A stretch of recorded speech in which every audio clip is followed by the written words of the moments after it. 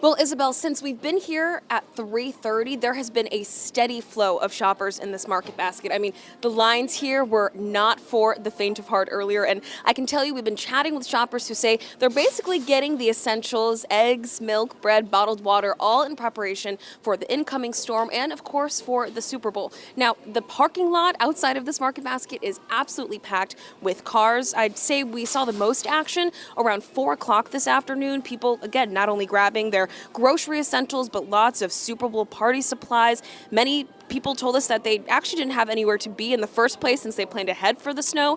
And we did catch up with some people right after they braved these crowded aisles inside.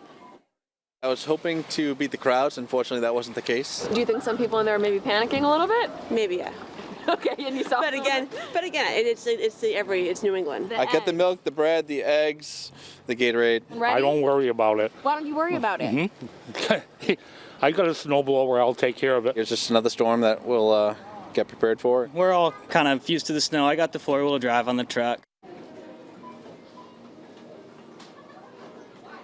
So clearly the best time to get any of those last-minute essentials you may need before this storm rolls in is right now. I know that this market basket closes at 9 p.m., so really just anybody out there who's got to get some last-minute items, plan ahead and be safe tonight. We're live in Epping tonight. Imani Fleming, WMUR News 9.